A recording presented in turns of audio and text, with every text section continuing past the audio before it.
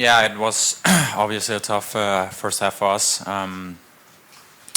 Yeah, I feel like they were clever in the press, and they try to sneak on us a little bit and not go too early and wait for the perfect pass. And yeah, it became too hectic and made it a very difficult start for us going behind 1 and then 2-0 after 10-15 minutes. You have to climb a mountain also because they are so good as they are. So yeah, it was kind of it was a tough start for us. It's easy to say, but yeah, we kept on going. And then having the season end the way as it did tonight, what are your overall thoughts of not only tonight's match, but just MLS and your experience in general, and what it felt like to be serenaded by the fans here at the end? Yeah, that means a lot. Obviously, I think they could see also that we were very disappointed. We haven't had a game like this almost throughout the whole season, especially coming so bad from start as we did today. So yeah, I think they could feel us. We felt them, their support after the game, so that means a lot. But of course, it's tough right now for us. Yeah, but I know it's hard to remove yourself from the past 90 minutes and going through a playoff match. But what has it meant to you this whole season, being able to not play for this club, but also to captain this squad as well? Yeah, I think that's why it hurt so much as it does.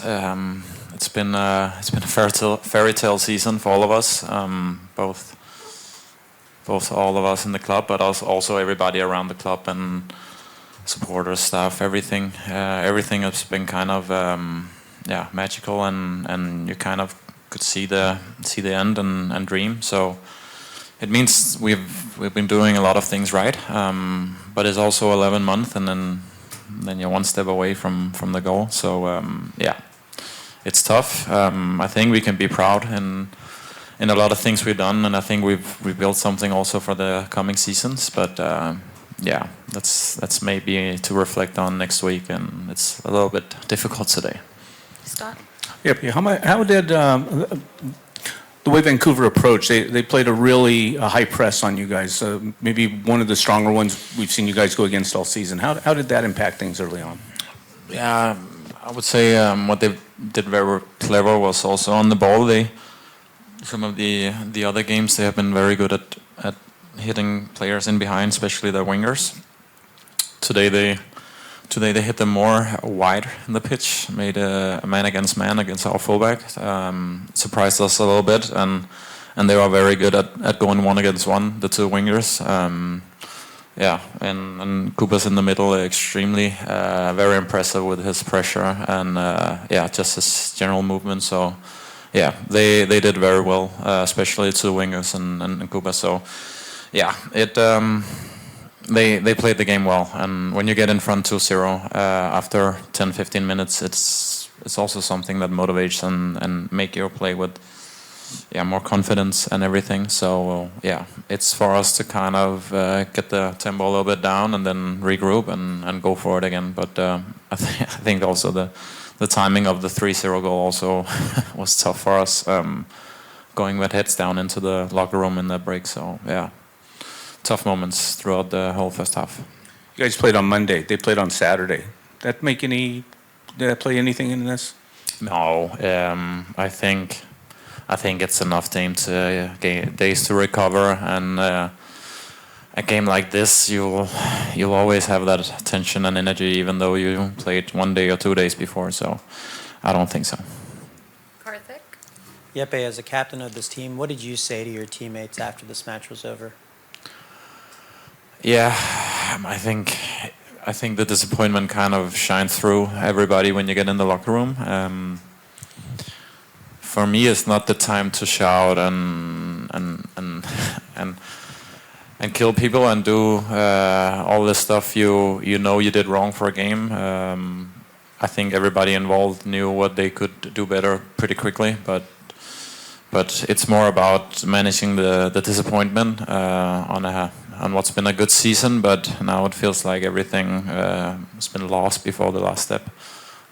So I think for me and in general the team, it's about keeping the head high, accepted that we lost against a good opponent also today, and yeah, we built something for the future and for next season also. So yeah, disappointed today, but probably proud within the next week.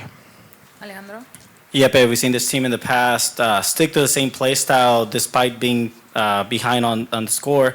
It seemed that tonight the team had to pivot to changing the play style, especially towards the end of the game.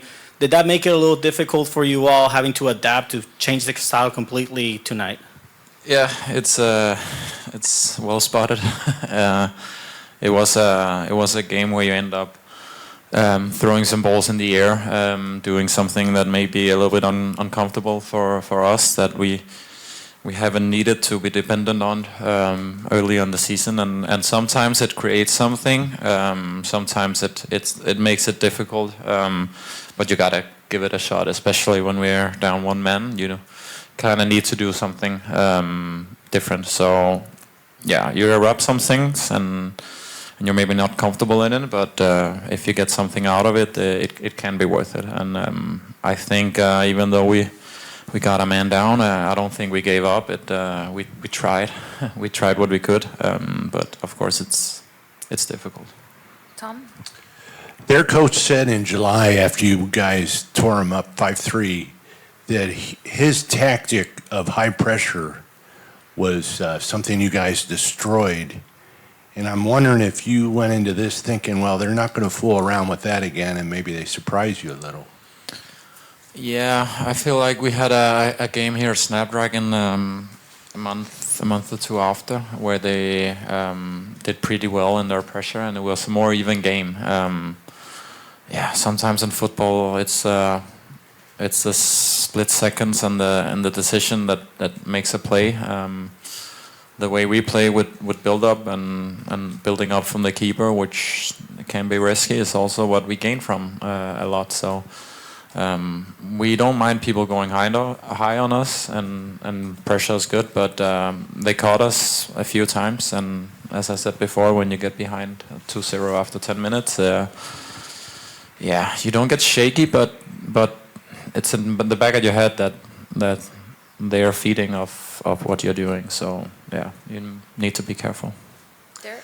Yeah, but you spent a decade playing in Denmark and then came over here to America. Can you kind of put into words what you learned being at this level of soccer and as playing here, and then the crowds, the atmosphere, just kind of your whole experience here for your first year in MLS? It's been amazing. For me, it's been all I've always dreamed of. Trying something else beside Denmark, and yeah, I feel like everything we've gone through, both me and as a team, has been quite incredible. Of course, the fans and the crowd is what comes to mind mostly for me. We are so blessed here with our supporter group and the whole stadium and actually the whole city. So that's a big one. I think the level here is also, yeah, it's very high and very a lot of talented player. You can also see that on the pitch today. It's if you're a second late, you get punished. So yeah, in general, the experience is, I feel, it's very good, and I feel like for everybody around watching on the stadiums and outside on the television, it's a amazing product. So yeah, I've been loving it and looking forward to the next seasons. I know it's a lot of hard emotions right now, but the success you guys did have this season in getting this far with a team that's first year and a team so young, how much confidence do you feel going forward with this team to have even more success? Yeah, that's one other thing I probably will think more about next week. But yeah, I felt like and that's what we've been saying the whole season, we are building something.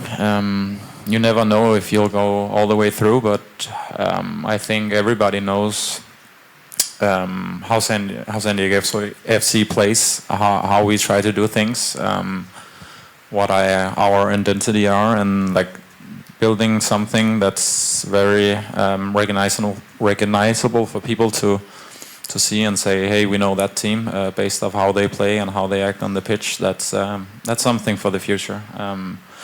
And we go into a season next season with even more competitions now. So yeah, it's just gonna be fun to see what happens next year also, and with squad and everything. So yeah, it's as you said before. It's tough right now, but we're in a good place for the coming seasons. Mark? Question for you as captain. Irving obviously is your highest paid player.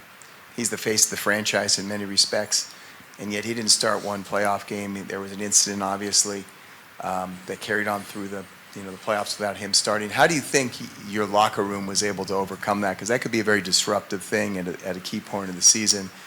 And do you feel like you guys were able to move through that well? Something, like I said, could be a huge disruption.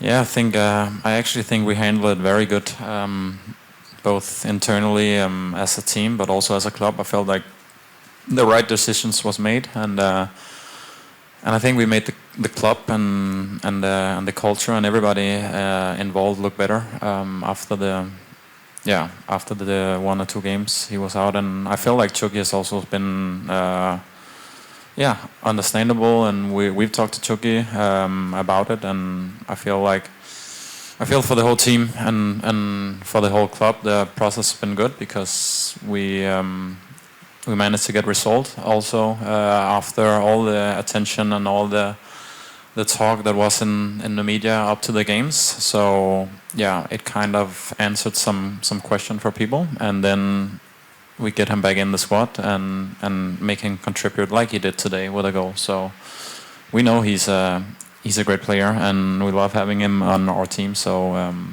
it was for the best.